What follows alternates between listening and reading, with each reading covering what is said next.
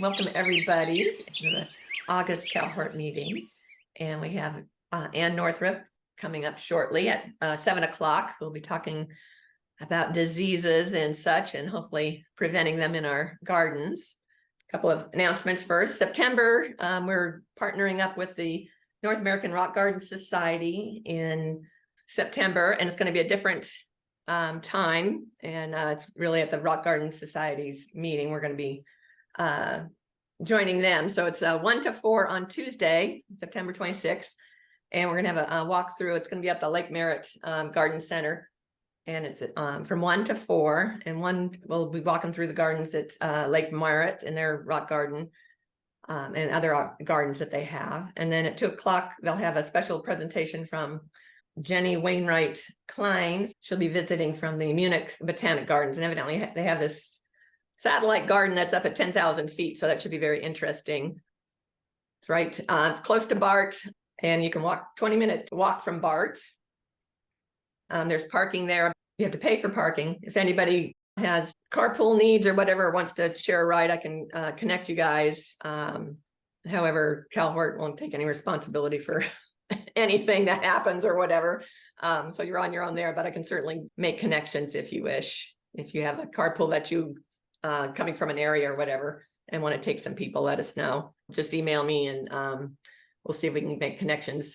No promises. There is an area to park. Also, it costs $3 to park for as long as you want. You can park right by the Lakeside Garden Center. So that's a special time and date. So September 26th, put that on your calendars. Terrific. Thanks, Mary. Mm-hmm. I think we'll pass this on now to Heather to introduce our speaker for the night. So tonight we've got Ann Northrup, and I met Ann back in Merritt College. She was teaching this class on plant diseases and plant pathology, and to this day it has stayed with me. I mean, that class was one of probably the most difficult and brain-filling class I have taken so far. I mean, Ann is just such a wealth of knowledge, and I think about that class almost every single day in my work in the gardens. So I was really excited to bring her into Hort, and she has a whole slew of other accolades that she's done in her path. I mean, I think that you have an MS degree in plant pathology from UC Berkeley, and I'm sure many others. So she's got an awesome presentation for us tonight. So thank you, Ann, for coming. Sure. Glad to be here. All right, I'll just get into it, share my screen. Okay, well, as I say, it's hard for me to pack, very much of substance in 1 hour, but I'll do the best I can here. I titled this, plant diagnostic tips, trying to learn, try to decide whether something is biotic or abiotic. I'm going to focus on looking at patterns. I've been doing diagnostics for lots of years now, and I've been doing some as volunteer at the sick plant clinics and some as a real job, but I've talked to lots and lots of people. So, what makes us think something is wrong with the plant? People out there, they don't know whether something is caused by a fungus or whether it's caused by an insect. They only know that something doesn't look good. So even though my specialty was plant diseases, and when I teach plant pathology, I focus on teaching about plant diseases, but I have to be really ready to talk about insects too, because, a lot of people who take my class, most of the things they bring me from their garden are really insect problems. And no, not just you, Heather. But so, it's good to be able to distinguish. And some of the practices that you would use to determine whether something is a biotic or abiotic problem, it applies to whether it's an insect problem or a disease problem. So, there's a lot of overlap in how you look at plants. Anyway, so what makes us believe something is wrong with the plant? So this is a Japanese maple, and all the leaves are affected. Well, we haven't really talked about the clues yet that tell us whether something's biotic or abiotic yet, but the pattern that we're looking at here is all the leaves are affected. But if you look at an individual leaf, the way we see the phenomenon on the leaf is it's pretty scattered and random. So that tells us something, but it looks mottled. If you look closely, you'd actually see, you could see fungus on it. Camellia leaf, very often I'll get a sample like this. What's wrong with my camellia? Okay, one leaf. What does the whole plant look like? Well, there's just a couple of leaves on the plant that look like this. Okay, well, that tells me something. Sometimes a whole plant dies. And of course, that is really serious. It kind of depends. I mean, it's important to us to know, in this case, it actually started to form fruit and then it crashed. So that's a piece of important information. Sometimes they are in decline and they'll die at a certain time in the season such that fruit won't form yet. But in this case, it was actually doing pretty well to the point where fruit formed and then it crashed. So that's important information. Sometimes still describing why people think there's something wrong with their plant. This branch, the top of the branch is darker than it's supposed to be. And here's a trunk of a redwood that's lighter than it's supposed to be. We have branches dying back, getting worse each year. We've got weird things that happen with plants, like flattened stems. So as I've been going through these, maybe you had some idea in your mind about what was likely wrong with those plants. I think I showed some that were non-infectious things, and I think I showed some that were infectious things. So I guess I had one more slide here. So here's some weird galls. And I threw this in just because I think it's funny, but I don't want to spend time on it. So this is an oak tree that you would look at that and think, wow, doesn't look too bad. But the base of that tree, it was still carrying out important physiological work for the tree to keep the canopy green with leaves on it. But structurally, this is a problem. But that's not really the focus of my talk, but I just thought that was such a striking picture. I had to throw it in there. Let's try to formalize our thoughts then a little bit about how we're going to guess whether something is an abiotic problem. And you know what I mean by abiotic, right? That means non-infectious. Biotic would be something caused by a living organism. So what cues do we use to help us decide whether something is likely to be infectious, biotic, or non-infectious, abiotic? So with all the work that I've done with diagnosing things over the years, I've developed a couple of tenets, and here are the tenets that I'm going to share with you. People tend to focus on the appearance of leaves above almost everything else. The other one is people have a fear of microbes, and I'll throw in there and insect pests. People have a fear of microbes and insect pests and consider most maladies to be caused by them. So I'd like to say something about that second one, and that is that in my practice of being a diagnostician for many years, almost everything I see is a cultural issue that I would consider a non-infectious issue. So I spend most of my time, teaching the plant pathology, yes, but only so that I can convince a student or a person that what they're experiencing probably is not the microbe-initiated plant disease, but rather just a cultural issue. I do that most of the time. I could just be a really good horticulturalist and probably be as successful at what I do as being a plant pathologist. But it has helped to be a plant pathologist because, you know, people trust me to tell them, hey, this is not a microbial plant disease. You have to trust me on this. And so, you know, you have to know something about it. So let's get a little practice. A lot of go quickly here, but if you had to guess, looking at this, they're both Indian hawthorn.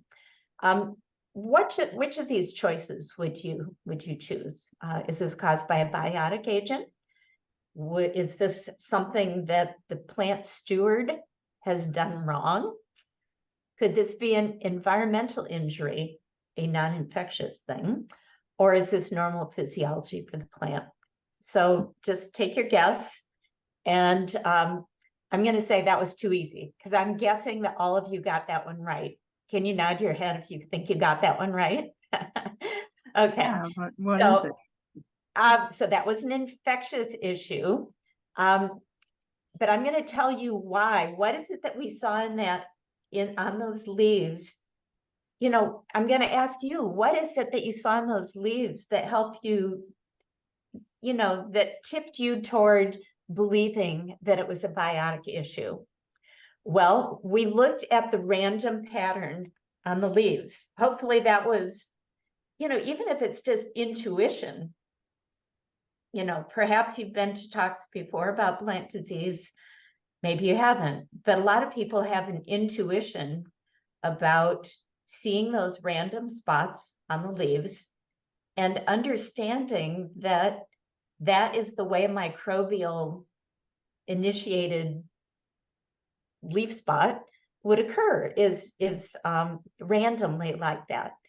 So, and why random? Well, first of all, plant pathogens and even insects, I say I'm going to try to incorporate that as well. They move around rather randomly in the environment. If a plant pathogen is water splashed, have you ever watched a water splat on something and see how the random direction of the little micro drops go? Well, if those little micro drops are carrying spores with them, not every one of those carried spores is going to be successful in initiating a new infection. So it's absolutely going to be random because water splashing is random to start with. And the success of each of the moved pathogens, the success of them starting a new infection is going to be kind of random as well.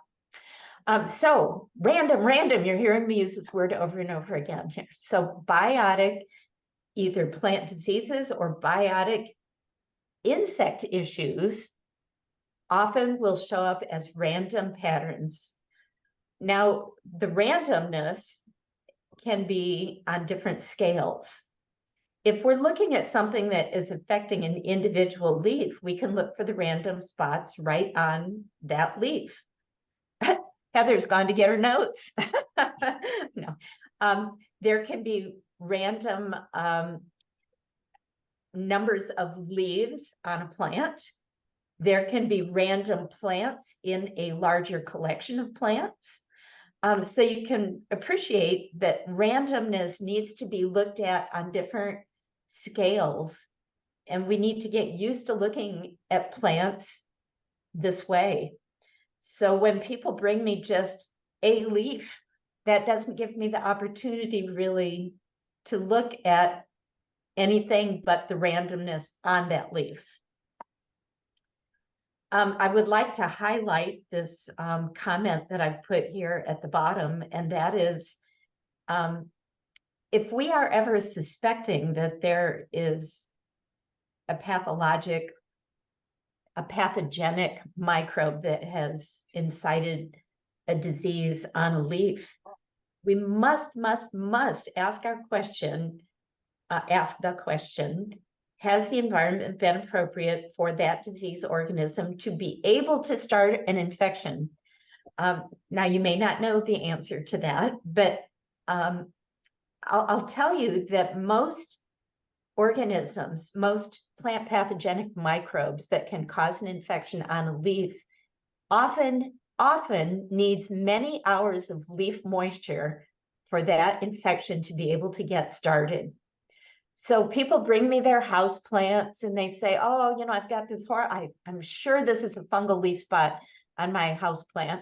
And it's like, it's just a piece of information they didn't have, that there really needs to be leaf moisture for a very long time, usually many hours, for that plant pathogen to start an infection. So the answer is no, I don't think it's bacterial or fungal or any of those things.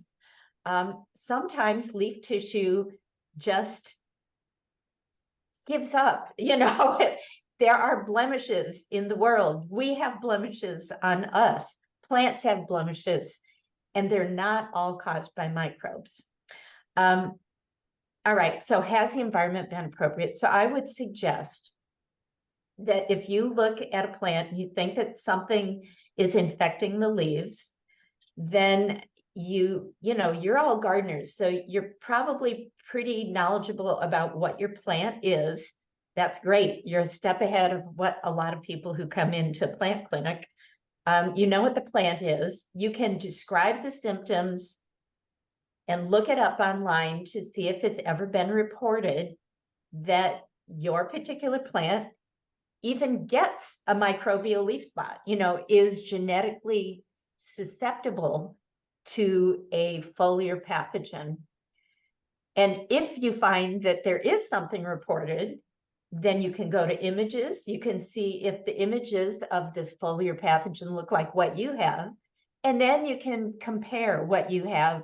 You can read about, you can perhaps identify it based on the likeness of your photograph, of the images. And then you can learn about what the environmental conditions need to be for that disease to even begin to happen. And a lot of times the answer is it just doesn't happen. We live in an arid climate, and we just don't have that many foliar diseases in our arid climate unless we overhead irrigate a lot, or that our plants are crowded and we just maintain a very high humidity after water splashing. Those would be environments where, yes, you could get some foliar pathogens. But, I start off by saying that one of my tenets is that people are so affected, or, so bothered by things, by leaf appearance, but very often those are not microbial issues. So I think I've already said this. So what influences patterns of symptoms? If it's biotic, it's real important to know how that agent, either an insect or a plant pathogen microbe, how does it move? Is it blown by wind? Is it splashed by water? Because that could affect how random it might end up being in the plant. So we were looking at that India hawthorn, and that is a plant pathogen that's splashed by water. So you might see it wherever it came from, either it moved with an insect or it came with the plant. Let's say that you see kind of a hot spot on the plant, but it's only going to move to other leaves on the plant if water splashes it to other leaves on the plant. And that's something you can watch over a series of seasons.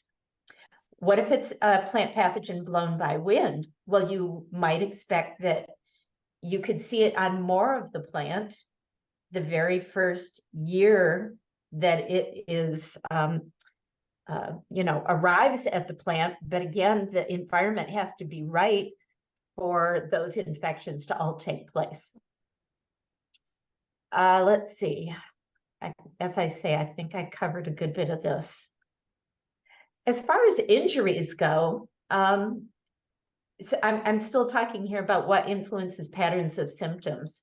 If we have a freeze, I bet you're all pretty sure that you know what happens in your garden when we have a freeze. Some of your plants are going to be more sensitive to that than others, but it could be that all of the plants of that type that's sensitive all crash if we have temperatures that are too cold. That's a pattern. That's something that we look at that helps us determine, was that an injury? Because if it happened to all of your plants of a certain type, what's the likelihood that a biotic agent came in and attacked all of that kind of plant at the same time? This is the kind of pattern and thought process I'm trying to get at. Let's see. All right, so I said that first one was too easy. So let's look at this one. We've got 3 pictures here. Again, I'm giving you the same choices: biotic agent, a guilty plant steward that is doing something wrong, environmental injury, or a normal physiology for the plant. So form your opinions. I've already given you the presentation, so you can see, you probably already know how I've evaluated these. So this is what I say. The first one, biotic agent, I'd say absolutely not on any one of these, all right? And why do I say absolutely not? Because if we're thinking that this could be a microbial agent on the leaves, then we need something that looks truly random. Now, the picture on the left doesn't look random at all. All the spotting is on the leaf edge. The one in the middle is red for one. The spots are red, so that's kind of interesting in itself. You know, if a plant pathogen is causing a leaf spot on a leaf, it's usually a decay type spot. And these are red. It doesn't really look like decay.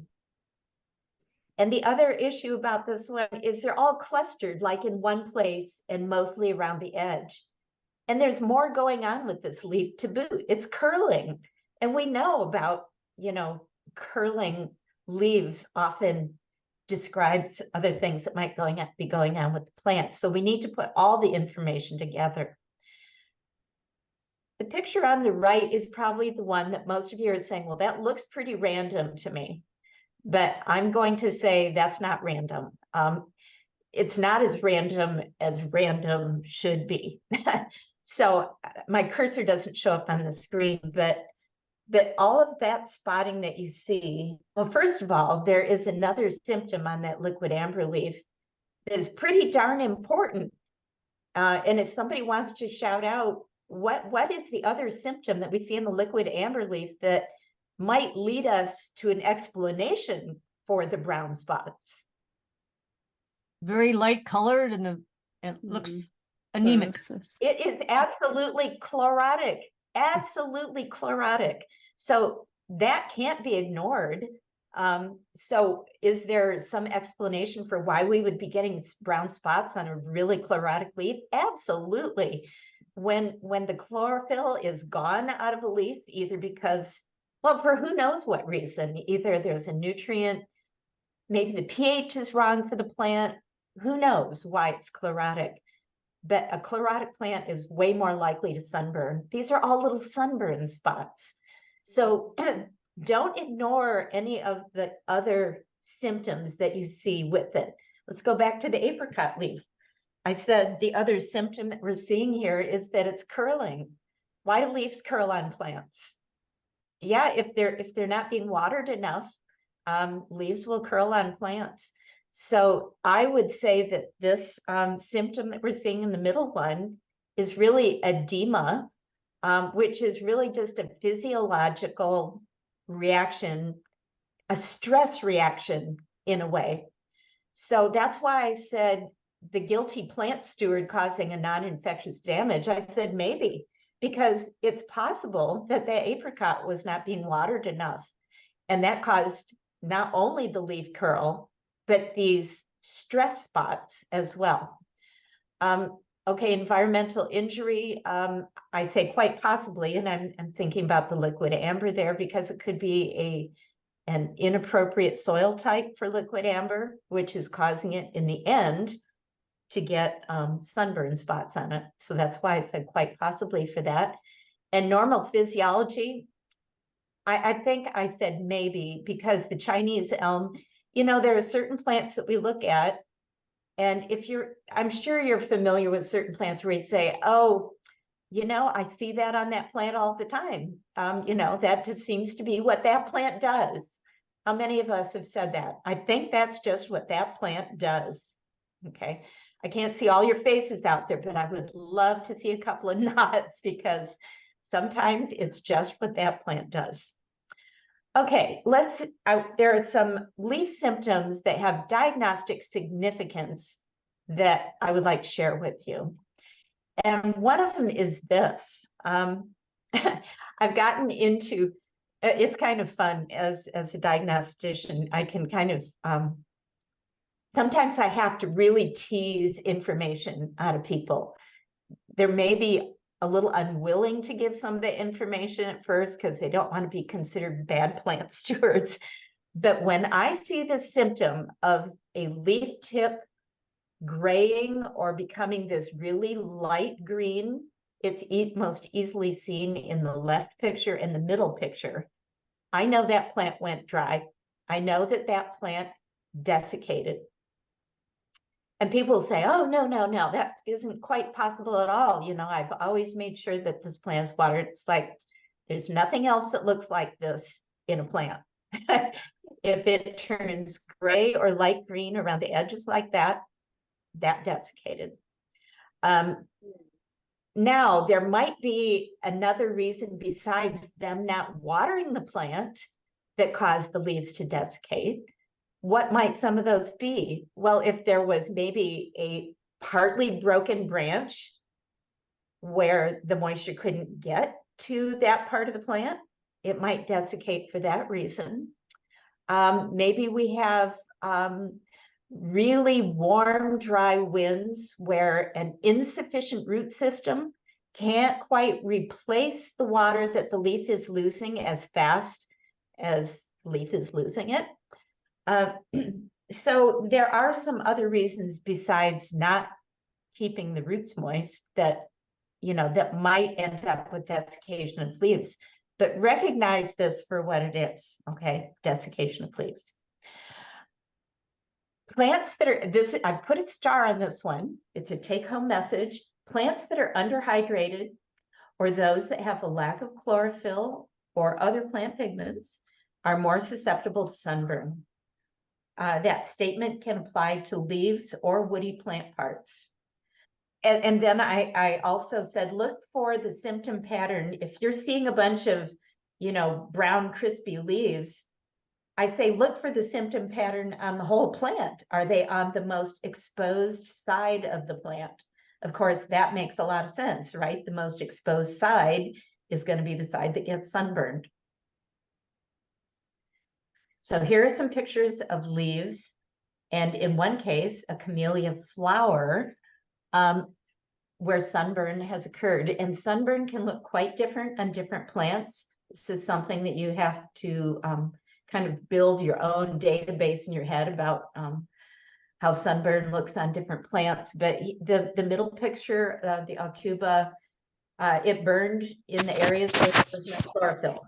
So variegated plants where part of the leaf has no chlorophyll, if it's going to sunburn, it's going to sunburn on that, the white part or the light part, because the chlorophyll is not there to help out with absorbing that sun energy. So the picture in the lower left, the camellia with the brown petals, light flowered camellias are much more apt to sunburn the flowers. The leaves didn't sunburn, but the flowers themselves are much more likely to sunburn than the more pigmented camellia flowers. I can't tell you how many times people have shown me their camellia flowers and said, oh, I'm sure I have camellia petal blight. But I could look at this camellia plant and I could see just from the part of the flower that sunburned that it was all, it was, all on the exposed side. So that's why you really have to look at the whole plant, look at all of the patterns. Yeah, if that was camellia petal blight, it just wouldn't show up like that. Okay, another diagnostic significance in leaves is when you have salt accumulation. So this should look different in your mind than the pictures I showed you about leaf desiccation. So salt accumulation usually ends up as much darker with very sharp, again, I can't show you with my cursor, but very sharp edges between the brown and the green. So the picture up in the upper right is a blueberry plant. If a plant has been over fertilized, for instance, like the person who wants the blueberries and more fertilizer might mean more blueberries, maybe. Don't do that, by the way. The older leaves on the plant are going to be the ones that show salt accumulation first. So if you're trying to gather diagnostic information, of course, you're going to look to see where those marginally burned leaves are on the plant. If they're on the older leaves, then you need to ask yourself, is the medium I'm using too salty? Did somebody over fertilize it? You know, you can start asking more questions. And again, we can, I said this is a predictable pattern, therefore we would say it's a non-infectious problem. Look at as many leaves as you can. So the picture on the left, people who grow stone fruits frequently complain about, oh, what are all the holes in my the leaves of my plant? You know, is this an insect chewing on my, you know, on my plant, or is this, you know, what is this going on here? Well, if you look at enough leaves, you might see, for instance, looking at the plant on the right, you can see where the tissue has not been chewed away by an insect, but rather it's still there and just hasn't fallen out yet. You know, so shot hole disease is, you know, it's a real thing. It's very common in the stone fruits. It is a fungal infection. It will be worse during the rainy springs. But the point of this is if you look at enough leaves, you might see that the tissue is still there. It became infected, and it's a defense mechanism that the stone fruits have to wall off that infection and then just eject the infected tissue. So that's, you know, we've looked at enough leaves to know that it was not an insect. So that's critical, right? This is all about diagnostic tips and making the right diagnosis. Sometimes people don't give me enough of a sample that I can ever get to any kind of a conclusion. And they say, well, what can I spray on it? Anyway, I know you can't give me the answer, but what can I spray on it? Well, you know, how can I tell you that if we don't know what you're going after? And I always laugh at this. Everybody, not everybody, a good percentage of people will tell me, I didn't know what it was, so I sprayed neem oil on it. And neem oil is the favorite go-to cure-all thing out there in the public. And, you know, I don't have a lot to say about that strategy. Don't apply something if you don't know what you're going after. Sometimes you can cause more injury than whatever it is that you're starting with. Again, it helps to look at as many leaves as you can. Would you believe if I told you all of these pictures are powdery mildew? We're all kind of familiar with powdery mildew as a fungal disease, right? These are all powdery mildew. In the upper left-hand corner, that's probably the one that most people would say, wow, I never would have guessed that, because there is red spotting on the upper surface of those rhododendron leaves. Okay, leaf spotting. We've been talking about leaf spotting. It looks pretty random, but if you turn that leaf over, that's where you have the opportunity to actually see the filaments of the powdery mildew fungus. Now, in an earlier picture, I said something about edema looking red and the pathogens rot leaves, but plant pathogens act on plants in different ways. Powdery mildew is a type of plant pathogen that doesn't want to rot the leaf. It wants to parasitize the leaf and always have that host available to feed on. A dead leaf is no host for powdery mildew. So it's subtly parasitizing. And when it does that, the leaf responds. It says, oh my gosh, I'm infected. And it might start to produce pigments and other phytochemicals that might have some effect in a defense way toward the powdery mildew. And in doing so, we sometimes will see those pigments. So a reddish color and sometimes a blackish color, like the viburnum that is in the upper right-hand side.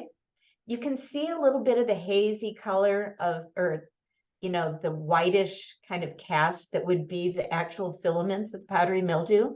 But underneath that, you see a dark color. And on the heavenly bamboo, the nandina, look at those dark spots. Those dark spots are the response of the plant to being infected by this subtle plant pathogen, powdery mildew. But if you look at enough leaves, then you might actually be able to detect, oh, those things are related to each other. Where I see those dark spots, I can also see a little bit of the filamentous hyphae of the powdery mildew. So another take-home message here, biotic agents that cause issues on leaves where very distinct symptoms can be seen tend to be specific on certain hosts. So if you have a garden with a lot of different plants in it, and I hope you do, and you start to see a bunch of leaf spotting going on, then there's a bunch of different things going on because they would not all be susceptible to the same thing. That's a critical point, and one that I think a lot of people just don't know about. But a lot of things that happen in the foliage of plants are all pretty host specific. I know that you'd all like to know how to cure all these things, but you know, I only have an hour to talk, and this talk is about diagnostic tips. Okay, so let's go on. Let's move away from leaf spots a little bit. Let's say somebody shows you this picture and it's like, whoa, this is starting to look a little more serious. You know, I'm getting some like branches and stuff dying back. Again, it's important to know what your host is. In this case, it's a pear tree, and you'd look up look up online, what causes branch dieback in a pear tree? Oh my gosh, fire blight's going to come up. Well, do my conditions in my garden fit the story for how fire blight works, you know, the disease cycle of fire blight? And I'd say the answer is probably yes in everybody's garden, because we have fire blight, you know, all over the Bay Area. But it's important to look, you know, if you saw only the picture on the left, if somebody, you know, a friend sent you the picture and you saw only the picture on the left, there's a lot of things that could make a branch look like that, right? The whole plant could be dying. But if you see the picture on the right, again, we're looking at patterns. We see that there is random branch dieback in the canopy. Why is it random? It's random because not only are we dealing with a biotic microbe that causes the disease, but the way it moves around in the environment is that honeybees pick it up once it oozes out of an old infection, picks it up on their bodies, and then they visit flowers and, you know, in the process of pollinating flowers, deliver those bacteria right to the natural openings of the nectaries. And that's, you know, and that's going to be a random process, right? Because honeybee movement is random. Okay, so randomness again. All right, this time for quizzing here. This is a coffee berry plant. I could imagine somebody showing me this picture and saying, oh my gosh, I'm so worried. You know, I've worked really hard to get my garden with natives in it, and now I'm really worried that this is going to take over. Is it a dreaded fungal attack? Well, I would hope that all of you would want to see more. I need more picture. I need a bigger scale so that I can see, you know, kind of more of the picture. So if I showed you that picture, what stands out? And if somebody wants to say what stands out here, feel free. It's in a straight line. It's it's a too uniform. straight line. It's very uniform. So this is a non-random pattern. And what does that tell us? That's telling us this is not a dreaded fungal attack. This is something that man or woman had a hand in, right? So anybody have any ideas what could cause foliage to just like crinkle up and turn brown like that? What kind of environmental things can make leaves curl up and turn brown? Salt? Now, how would salt do that? Unless somebody was being, really mean and went by and sprayed salt. And I'm not sure salt would show up that way, even so. Little these broken, leaves are drying and curling. little broken branches. Yes. Oh, physical. how could that? What's the likelihood that they could do that so perfectly, break all little branches along that? Put on fertilizer. fertilizer. No, so you're back to the salt thing. What about heat, like from a muffler of a car? Now we're getting there. So yes, for them all to show up at the same time like this, which maybe is a piece of information I didn't give you, something would have to act quickly on them, and leaves curling and turning brown and crispy dry really can. Heat is the first thing that comes to my mind. So now we think a little harder. It's like, wow, what possibly could be, other than vandalism, what could be heat moving along there like that? Diana Ross has done that in my garden with the blowtorch. Okay, so I'm going to tell you because you may not guess. If anybody has ever used a power washer has a unit that is plugged in with a motor that spits out to the side of it a stream of hot air while it's pressurizing the water for pressure washing. And this pressure washer was moved along the sidewalk here. Who would have guessed? But see, looking at the pattern of the bigger picture, we knew it was abiotic. We just had to we had to put on our best Columbo hats and maybe smoke a cigar and try to figure out what it was that created the heat that caused this. I suppose it could be exhaust from a car, but that doesn't make sense either. I happen to know they pressure washed here. Mm-hmm. Okay, patterns. We're still looking at patterns. This is a spice bush, and I'm gonna have to move along here. Spice bush, nice random patterns. Boy, if I looked at this and I didn't know better, I'd say, wow, that looks like a biotic something or other, possibly a microbe. But what is unsettled in my mind is, these don't get overhead watered. There is no retained leaf moisture for any amount of time that would cause an infection to even get a hold. So how could that possibly be a microbial leaf spot? So if we look at the whole collection of the spice bushes, they all look exactly the same. They all look exactly the same.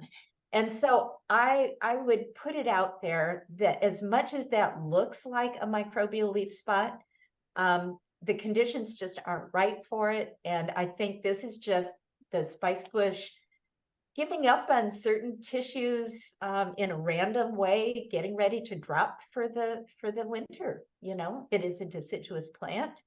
I bet some of you who grow native plants probably know Carpentaria. And Carpentaria is so pretty, blooms in the springtime, so beautiful. And then it doesn't look so pretty after that. We start to get some weird, ugly brown stuff on the leaves. I say that is probably also not an infectious issue at all. It's just what that plant does. So if it's something we can't tolerate, if we just don't like the look of that, then that's a plant we shouldn't grow. And I would say that even about infectious, I was going to ask the question, but like I say, I only have an hour. I was going to ask the question, what's worse, do you think? Abiotic issues or biotic issues? And I say either one can be horrible, an infectious issue that you're going to get every single year. That's a pretty horrible thing because treating them is just usually not an option. And then the abiotic things that happen to some plants can be equally ugly and you either tolerate it or you don't. So as far as things that happen in the canopy, you accept it or you don't. And if you don't accept it, you better find another plant. Okay, I said earlier that underhydrated plants can get sunburned, and the sunburn can apply to leaf tissue or woody tissue. So if you see a big honking problem on one side of a woody plant part and it's cracking and the bark's all falling off, consider what the sun exposure is on that woody plant part and whether or not that plant is adequately hydrated. So the plant on the right is a thin bark species, probably an ornamental cherry. And what they do, they put down astroturf, right? So that plant is probably not getting any water. Look what the sun can do to woody plant parts, really fry the heck out of it. And once that heat burns the cambium and the bark falls off, that's history. You can't fix that. The one on the upper left, it's hard to say whether the entire cambium has been killed on that, but you're seeing all of the beginning symptoms of that being a little too intensive light. So we can paint trunks to try to protect them. We can shade them by not pruning too much off. There's a lot of things we can do and make sure they're hydrated enough. So the picture on is an apple tree in the lower picture, and all that dark color that's kind of starting to crack, that is all sunburn. You think those are the only pictures I have? Guess again. Again, look at the exposure, the sun exposure. And then some people are going to say, well, but there's all this fungus growing around the edge, so I'm pretty sure that this is a fungal problem. No, it started as a sunburn problem, and that fungus is colonizing the tissue that's been damaged. So that fungus, very common after sunburn, called schizophyllum. You can look it up, but that fungus is not going to go in and take out the rest of the tree, but it is colonizing the part that's been damaged by sunburn. And I threw a non-woody plant in here, that peperonia plant. Somebody gave it too much light before it was acclimated to higher light and burned the crap out of that leaf. But the prognosis for that is, okay, if 1 or 2 leaves burn, fine. There's other leaves, that's great. But in the parts, that is going to be better. Okay, now I have just a few minutes to talk about, as far as plant health goes, some of the most serious plant problems involve roots, biotic or non-biotic, or biotic or abiotic. What patterns can we expect? If root systems are affected, chances are pretty good we're going to see symptoms over most of the canopy. These are the kinds of problems brought to me quite often. Oh, my citrus tree is, all yellow, or, there's like dieback in the whole plant. Well, something's going on underground. Either there's a plant pathogen involved, or there's something in that soil environment that is not right. That's not right.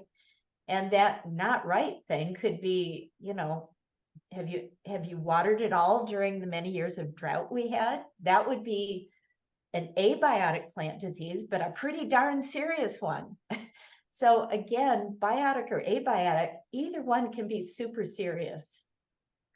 The bigger and woodier a plant is, the longer it's going to take for you to see the symptoms above ground.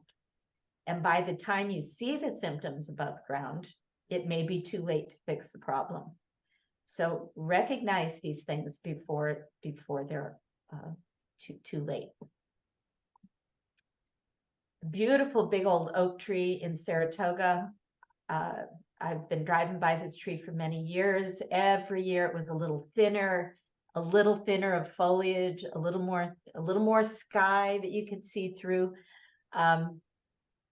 They had changed the grade around this tree, covered up a good bit of the root system. The root system no longer has access to as much air as it had before. They had everything piled up against the trunk, probably watered it as well. And they lost that beautiful oak because of an abiotic problem. Yeah, really sad.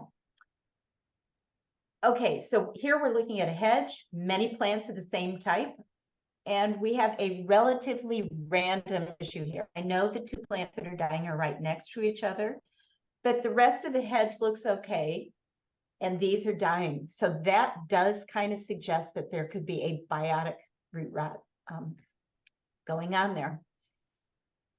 Do we have a pattern here? Yeah, somebody did something. Again, a person was involved with this, to order. Okay, we're looking at a picture here, two pictures given to me by the same person. I guess that's a camellia. You know, yellowing, just not thrifty, and then a fatsia on the left, just not looking good. Maybe you have an idea in your mind, you know, submitted by the same person in the same part of their property, different symptoms, but they might lead us to some suspicions about what the problem might be.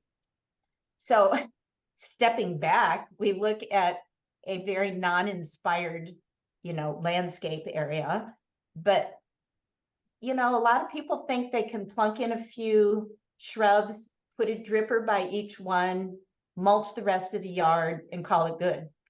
But drought, you know, if you don't get the irrigation right, drought is still very much an issue. Plants can yellow when they're droughty, or in the case of some foliage plants, when the leaf is trying to emerge, they emerge all wrinkled if they're just not getting enough moisture. So different symptoms, but they kind of lead me to, they didn't quite get the irrigation right on this. And then there's a big tree in the yard right on the other side of the fence that might be affecting somehow how this soil is retaining moisture or not. So that's something to consider as well. We just don't get irrigation right. This causes most of the abiotic problems that I run into, but they can certainly lead, you know, these kinds of mishaps can also lead to biotic issues for sure. I'd like to point out that hydrophobicity can often be an issue. I had these piles of mulch that I was going to be working on. You know, we got all that rain in the winter time, and I thought, oh my gosh, these mulch piles are going to be absolutely saturated. Well, the top couple of inches were saturated, and the inside of the pile, bone dry, bone dry. And this can happen in our landscapes too. So don't, you know, don't overlook the possibility that you can have weird water issues that lead to abiotic plant problems because of the way water moves or doesn't move in your soil. I was going to talk about this plum tree, that the fruit actually formed before the tree crashed. So that tells me that there was enough conducting tissue earlier in the season, and the client, or, you know, the person, it wasn't a client, but it was somebody from in my volunteer work, said that the tree actually looked pretty good earlier in the spring, but that it seemed to die suddenly. Wow, okay. Somebody needs to mute themselves. So they said it seemed to die suddenly. Well, anything that dies that suddenly probably is being aided by a plant pathogen, because if it were lack of water, it would be gradual. If it were a lack of nutrients, it would be gradual. If it were a gopher, that could be rather sudden. But the problem is underground. And so I suggested the person do a root crown inspection, and they found oak root fungus. So, you know, as the temperature had warmed up, the fungus kind of got a little more aggressive and took out probably the remaining conducting tissue, and the whole tree went downhill from there. All right, since I'm running out of time, again, looking at patterns for crepe myrtles, one looks pretty darn good. The other three, they don't look like they're dying, but they just look different. And I think I put this in here just to explain that soil conditions in different parts of the yard can be just enough different that it makes some plants happy and some plants less happy. I don't think these crepe myrtles on the right are going to die, but they just aren't flourishing as much as the one on the left. And I have absolutely no idea what made this happen. This is a tree, you know, at Henry Co. And I think it's the coolest thing, but I have no idea what did it. I'm going to stop sharing and ask if there are any questions that people would like to pose. Well, you know, I hope I didn't just tell you a bunch of stuff you already knew. I think it gave us a lot to think about, to look at the whole picture. I've got a couple of slides if nobody else has any specific questions that a couple of people submitted, if you don't mind. I've got a quick question just about resources. So, Okay. you know, we only know so much, so we use the internet to help us out a lot. Yeah. Do you have trusted resources online that you specifically go to? Yeah, it's like I planted you out there to ask that question. Well, you know, I love garden websites for you know, for the number of people that submit pictures and their best guesses about what's wrong. And sometimes if you do a search about something you're seeing on your own plant, some of the first hits you might get might be from Garden Guru or, you know, this or that. I would not believe that, but it might give you a lead, you know, to change your search and end up either at some horticultural society or a university or extension. Those are the trusted sites. Okay. I really can't put a lot of faith in the garden hobbyists, because there's a lot of people out there who will spout things that they don't know about. Yeah. So does that help, Heather? I think it does. And I've actually found that, I mean, some of the few things that I am very solid in knowing, you know, when you go to Google them, it's like, oh, that is somebody not didn't correct. get that right. Yeah. Yeah. Okay. I So do. we've got, oh, go ahead. Well, I was gonna say that the UC ANR, Yeah. is it, that, if I'm getting that correctly, but that's a great website, and it's Yeah, UC, it's so. great. They don't have the best search engine though. So, No, they and a don't. lot of times some of their pest notes are a little too general, and they don't give as agree. much information about a specific thing as maybe a different university in another state might. So, you know, feel free to, you know, to look around. I mean, I appreciate UC, but they some of their pest notes are wanting. Mhm. All right, so what are we looking at here? Silly string? Funky things happening on this Norfolk pine. I understand some trees produce sap throughout the year, but this just seems so excessive. So I can't see, it's all up and down the trunk. So I would question whether this is being attacked by beetles or something. You know, whenever you have a breach of the bark, then sap can come out. I mean, the picture of the entire plant looks pretty reasonable, wouldn't you say? It does. The tip of it is like the crown was browning and yellowing a little bit a while ago. Okay. So maybe it's not as healthy as it so was. I would at the base of where that is being extruded, you know, scratch that away. The bark is really rough, so it's going to be hard to tell. but scrape it away and see if there's like a little insect, like bark beetle holes. Yeah, didn't even think about that. It's great. Yeah. Okay. Yeah, I mean, I just can't imagine that it would push out a I bunch know. of sap unless there was, you know, some means for it to get out. So certainly an insect borehole would do Yeah. that. But then the question is always why? You know, why is this happening? Right. I have a quick general question. Have you seen a rise in sudden oak death this year with all the water, or is it unaffected by the rains? Oh, I can't say it's unaffected by the rain.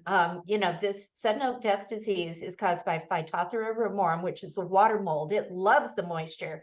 But the thing is you need a couple of rainy seasons in a row almost, because the plant pathogen needs the wet season to kind of build up populations. And then if we have then lots of infected bays in the forest, then the next year it's ready to launch, right? But there's going to be a little bit of a lag, because the first rainy season, it's only just kind of building up its population in the bays, right? Does that make sense? Mhm.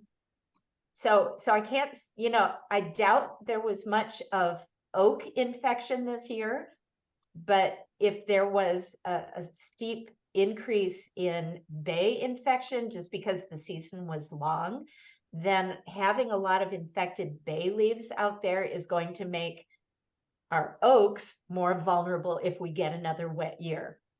Okay, That makes a lot of sense. Thank you. you're welcome. Okay, picture, it's from a plum tree, but I also see this in my Asian pear, and it looks completely bleached out. Okay, Elaine from I think Sacramento. this is Elaine from Sacramento, though I'm not positive. She just gave me her name as Elaine from Elaine. Sacramento. No, So it's actually, it's Elaine, but so- I'm Mountain View. Okay, so this is a problem because I'm seeing just the symptom on the leaves and this one little stem. So what am I missing? I'm missing, like, what's the rest of the tree look like? What's going on in the rest of the landscape or orchard? So I'm missing too much information here. I Oh. can't really say very much. If it's happening to a plum and also in Asian pear, that itself should be a clue, that, hey, we're talking about a palm fruit and a stone fruit, way different. So if this is happening in both, it points toward it being an abiotic issue. Something is going on that neither one of these horticultural entities like. Is Elaine on the line in the Yes, meeting? I'm here. So how much of this is going on in the canopy? Is it like the whole canopy? Is it scattered? And how old is the tree? Is it a young tree? Is it an established tree? It's an established tree and it's affecting the fruit. And I'm seeing this actually throughout. Wait. You say it's affecting the fruit, but I'm seeing leaves here. What does it do to the fruit? Not prolific. It's the fruit. Oh, okay. So it's affecting yield. It's Yield, affecting yield. Okay. And I would say not all the branches, but sporadically. And the same in the Asian pear, here and there. I'll have to look So more. so these are large trees. What you said, they're well established. Does the rest It's of the like canopy? maybe 20 years old. Yeah, I could. That's well established. Yeah. Would you say that the rest of the canopy is nice and green and looks good? No, the rest does not look. Okay. So there is something, since I would consider maybe this is the worst branch out of a not so great canopy, and you have more than one kind of a tree doing it. There is something underground that these trees aren't liking. This is something in the root system. This is not anything happening in the canopy, right? Because your whole canopy is affected. Now, Right. it's granted you're getting kind of random of the worst situation, but the whole canopy, you said, is not great. So that's pointing to it being some condition it doesn't like underground. Okay. Now that I think about it, it's been in my apple trees. I'm seeing it here and there in all my trees. I thought it was some sort of mineral deficiency.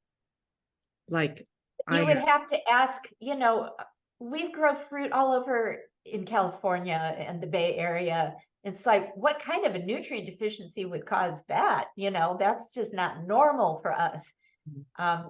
Right? Because a lot of us, are able to grow fruit trees and not have to, stoke the soil up with all kinds of nutrients. So there's something weird going on here. Where are you at, Elaine? In Mountain View. Oh, Mountain View. Okay, and did they ever look good, or is this something that has changed? That's another really important question. Good question. Did they look normal and produce, You know what? It's, I think I've always had this problem in all the trees. then isn't that answering your question? There's something about your site conditions that they just don't like, and you would have to really delve into that to figure out what it is. Okay. Hmm. I thought you'd give me there'd be an easier solution here. Aha. If it were that easy, everybody would be doing it, giving it that, No, sometimes you just don't have enough. I don't have enough information. Yes. Okay. But I'm trying to lead you down a path That's good. Thank you. I appreciate that. toward Yeah. trying to figure it out. Would you suggest or testing the soil for nutrients? Or is that kind of Well, too big? I don't think it's a nutrient issue. I would question whether or not there's maybe some herbicide, Ew. some persistent herbicide. Mhm. Hmm. Eh, Wow. That's funky. That's funky. Yeah. That's funky. And if there Do you was, have, do you have any plants in your landscape or garden that are doing really well, that are unaffected? just like maybe a few, yes, a few spotty here and there, like my Oro Blanco pomelo is doing pretty well. Do you have only fruit trees? Mostly. Okay. most- Yeah, so we just need a whole lot more information here. Okay. Okay. That's good. Well, thank you very much. Those are a lot of good clues for me to Okay. consider. Does anybody Okay. else have any more questions for Ann? I bought 2 of the blue poppy plants last year and put them in the ground. Kept them moist because I'm trying to grow them in Campbell, which is not exactly blue poppy territory. You're talking And about that Himalayan blue poppy that yep, Annie Himalayan blue sells? poppy. Yeah, And yeah, she ought to take it off of her. Nobody here can grow that. Well, Why is she torturing us with that? I'm just curious because the first plant, it almost bloomed and then it died. Wow. But I dug it up and it had these tiny white insects on it. And the only thing I could find looked similar was subterranean termites. And I wondered if Are you talking about there were tiny insects on the roots, you mean? Yeah, have you ever seen subterranean termites eating roots around here? No, those are probably root aphids. Yeah, and it's just But the body shape was not an aphid body shape. okay, well, you might need to look really, really carefully. There are other things. I did. In fact, I could send you a picture if you like, but Well, I mean, they're long, kind of skinny bodies. bugs get on roots. There's I've had mealybugs too, and I know what okay, but you're thinking these look more like termites. Yes. I just can't believe they would be termites, but that's why I was curious if you've ever seen them in our area. I've never seen subterranean termites chew on not a live plant by any means. Subterranean termites are chewing on things that are not living, or parts of things, part of a living plant that's not living. That's where the subterranean termites are going to be. So chewing on a live plant, no. There are other things. There's springtails, that they're tiny. They maybe have a body shape that looks a little bit like a termite, but springtails wouldn't be causing the plant death. I looked them up too, and no, they weren't springtails. They weren't springtails. Okay, well, the blue poppies, yeah. I mean, again, Annie just torturing us with that because I didn't get them from Annie's. I didn't get them from Annie's, but in any case, There's still torture. There's still torture. Still torture. It was really curious. I've never seen those on plants roots before in my yard. Yeah, well, it's probably just And one there more- were hundreds of them. They Yeah, weren't just a yeah. couple. There were hundreds. It's probably just another symptom, that plant Yeah. was just saying, come get me, I'm dying, just Yeah, finish me off. But I can't tell you what insect it was. I'd have to see it. Okay. Send I us a just- picture for next plant forum. Sure, I'll Yeah. send you a picture.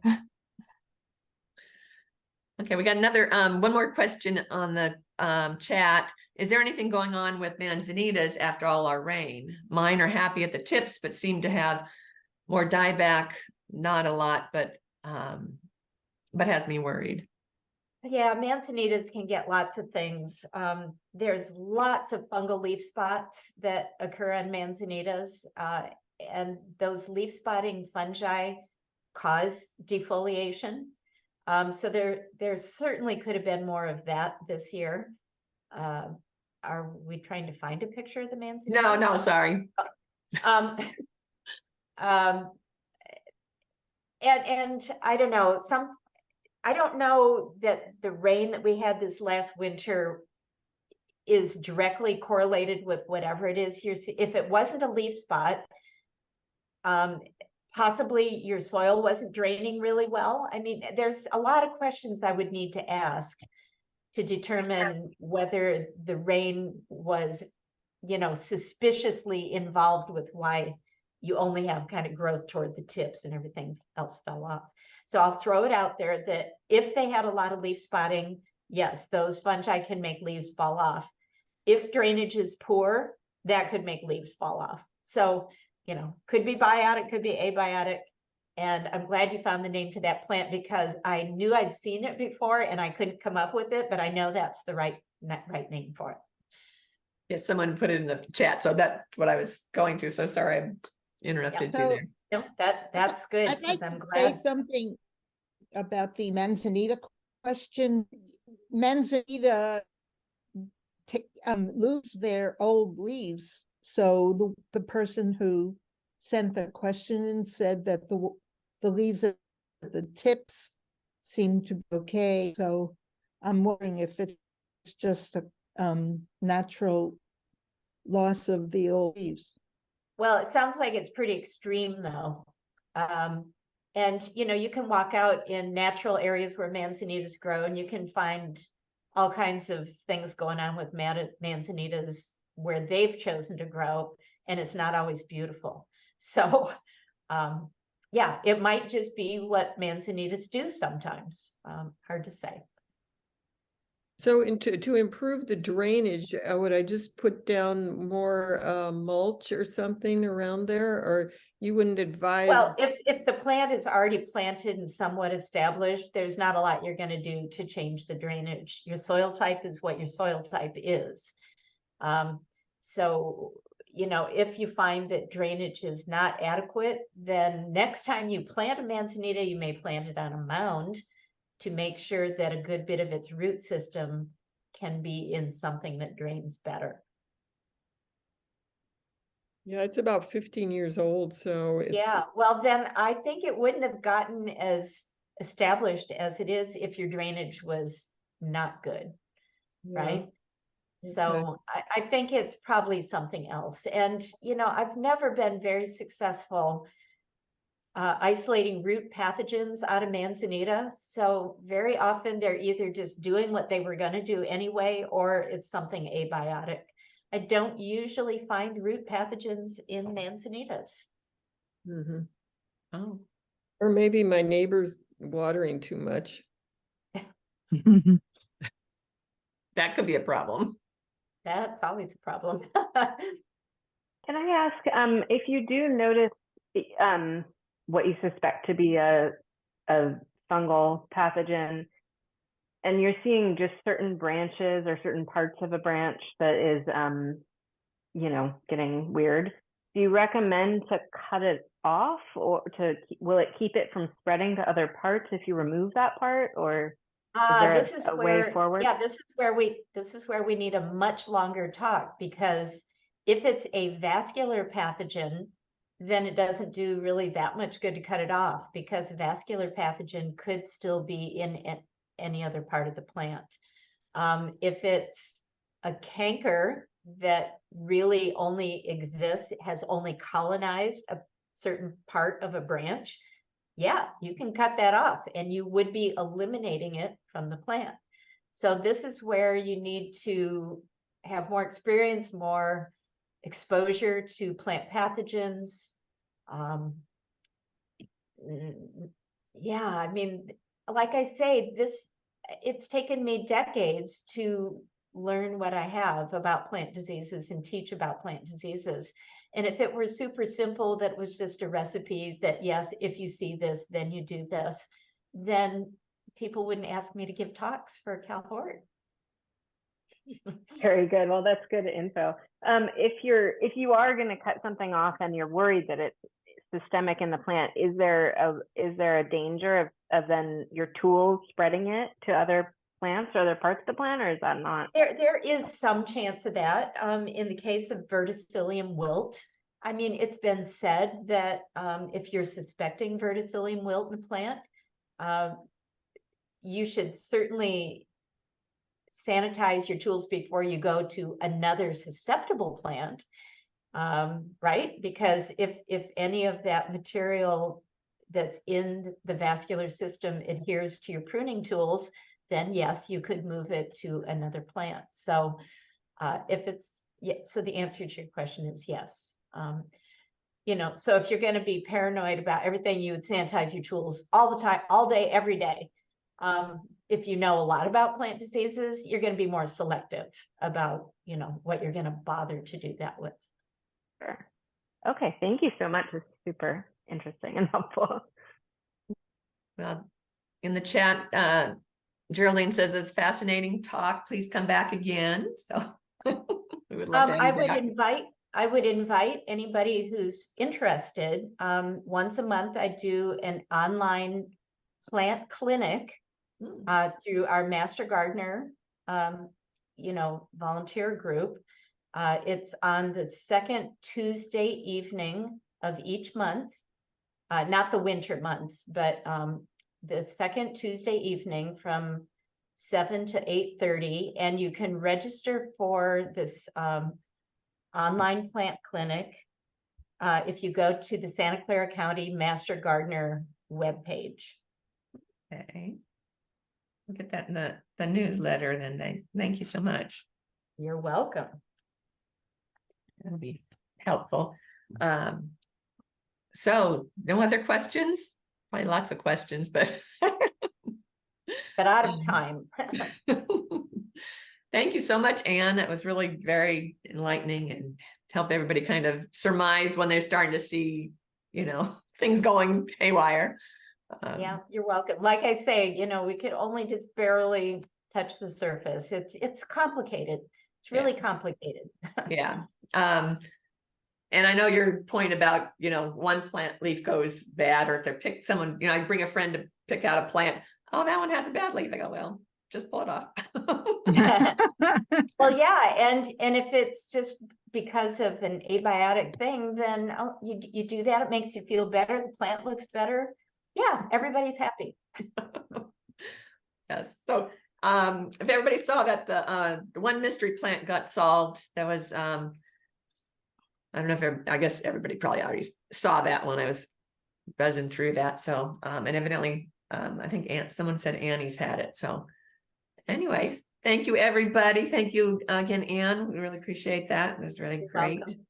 You're welcome. And then our meeting next month again is not on the third Monday, Tuesday the 26th at Lake Merritt. Okay, thanks.